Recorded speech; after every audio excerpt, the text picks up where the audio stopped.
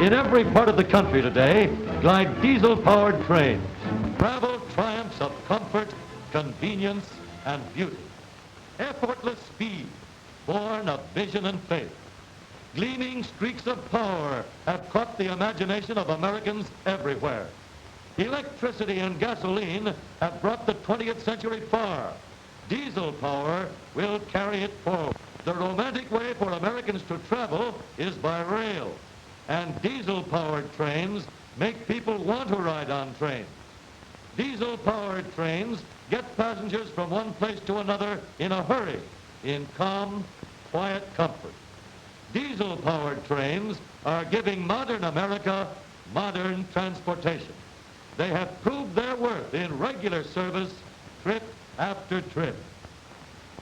Diesel-powered trains are leading America into a new era of rail transportation. But the idea of an internal combustion engine for railway locomotion is not new. Interest in the internal combustion engine produced the engine in the early automobile and looked to its application as rail motive power. This mutual interest produced in 1905 the McKean car, manufactured by the Union Pacific. Powered with a 150 horsepower gasoline engine, it carried baggage and passengers.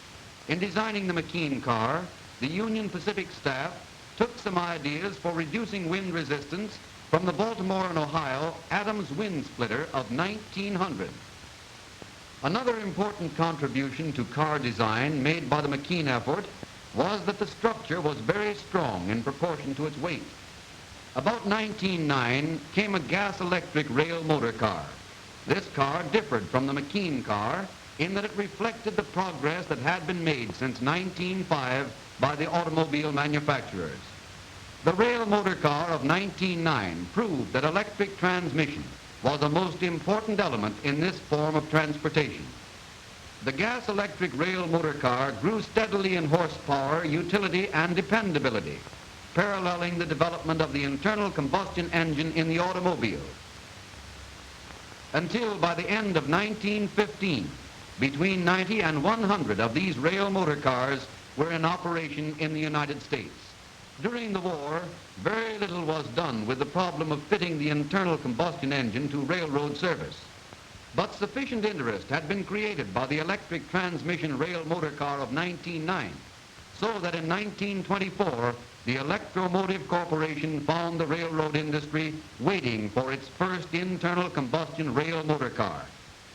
Electromotive Corporation showed conclusively that a rail motor unit of sufficient size and horsepower could be built, and that it would mingle successfully with conventional railroad locomotives and cars. Horsepower stepped up from 175 to 900. Rail motor cars hauled combination passenger and freight trains on branch lines. Railroads paid $40 million for over 700 of these locomotives, 500 of them supplied by Electromotive Corporation, all powered with engines built by Winton. In 1929, Chicago Great Western Railroad brought out the Bluebird, its power plant manufactured by the Electromotive Corporation. Smokeless, sootless, cinderless, luxurious rail transportation. In 1933, after constant improvement, the internal combustion engine had approached even closer to its ultimate perfection in the automobile. Likewise, the internal combustion engine was meeting with favor for railroad service. In February of 1934, the Union Pacific City of Salina, the first streamlined train in America, powered with a Winton distillate engine, sped on its maiden run. The three-car articulated train gathered headway with the smoothness of an ocean liner and the speed of an automobile. The city of Salina was the railroad's challenge to all other kinds of transportation, a challenge powered by an internal combustion engine. Railroads recognized the importance of the internal combustion engine as motive power.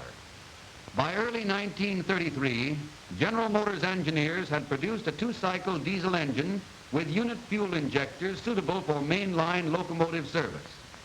This engine was light enough and small enough to permit placing sufficient power to handle a full-size train within dimensions that can go anywhere on a railroad, such as through existing tunnels. The first train powered with this two-cycle diesel engine was the original Zephyr of the Burlington route. In April 1934, the Zephyr made its first trip. This train and the Union Pacific city of Salina everywhere were pointed out as hailing the dawn of a new age in rail transportation. The railroads had the very real problem of winning passengers. The solution was to offer speed, low fares, comfort, and attractiveness. And that solution was streamlined trains powered by diesels. Those who are fortunate enough to get reservations every day over many lines ride 19,420 miles, swelling the 7,115,683 miles that the railroads equipped with diesel-powered trains have piled up since 1933. The public cannot resist the attractiveness of these colorful arrows. Smoothly, certainly, diesel-powered trains accelerate. In a flash, they are underway. Easy starting and rapid acceleration are important factors in economy of operation. The interiors of these diesel-powered trains link swiftness of travel with truly fine living. Smoothness of operation and the absence of noise relieve the passenger of any sensation of excessive speed. Sleeping accommodations on these diesel-powered trains are distinctive, complete, and luxurious. The traveler sleeps to awake rested. New standards of beauty and comfort are set in the rich appointments of the dining cars of these modern diesel-powered trains. Passengers in the chair cars ride in the luxury of deep cushioned reclining seats, smoothly at 10 miles an hour or at 90 miles an hour.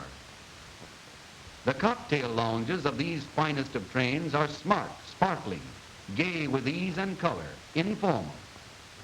All this luxury of travel, this beauty and comfort that has boomed railroad travel, speeds over the rails behind these powerful and economical and dependable locomotives of from 600 to 5,400 horsepower, propelled by General Motors diesel engines, connected directly to electric generators which supply power hour after hour at low cost, without soot, without cinders, without waste. Today, diesel-powered trains show the way. Speed with comfort, safety, and economy of operating costs.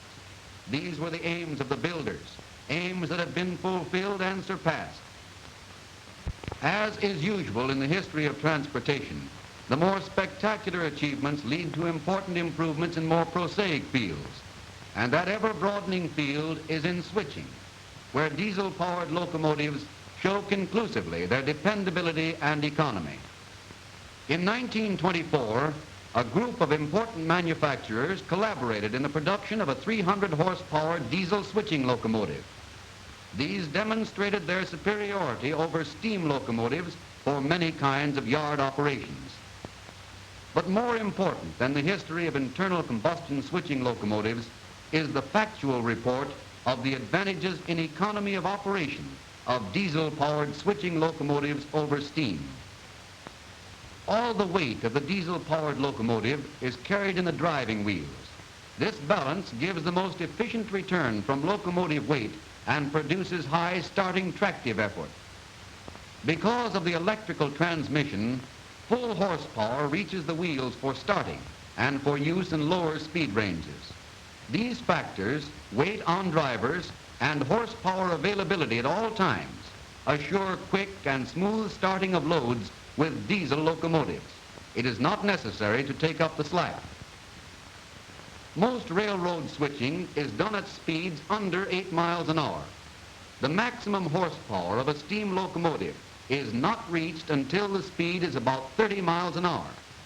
Diesel-powered locomotives deliver maximum horsepower at these low switching speeds. Hence, 600 horsepower diesels outperform steam locomotives of 2,000 potential horsepower output. Steam locomotives, because they need more frequent and more extensive repairs, are rarely available more than 6,000 hours yearly. Diesel-powered switchers normally are available for 8,000 hours of work yearly, 330 days of 24-hour service.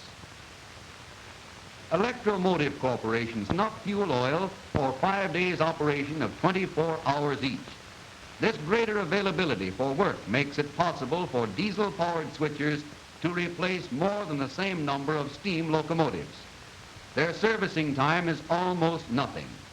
General Motors diesel-powered locomotives will operate anywhere a freight car may be handled. Diesel-powered switch engines have clear exhaust, even when working hardest.